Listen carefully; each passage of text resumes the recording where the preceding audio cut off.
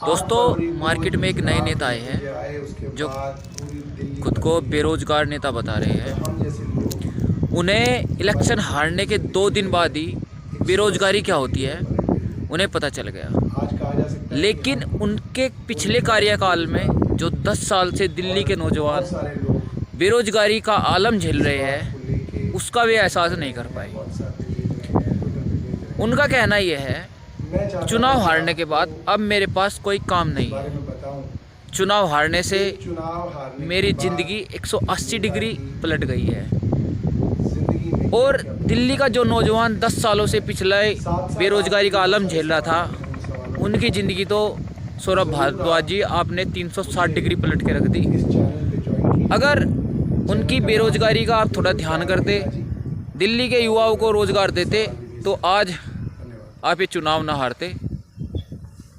Jai Hind, Jai Bharat.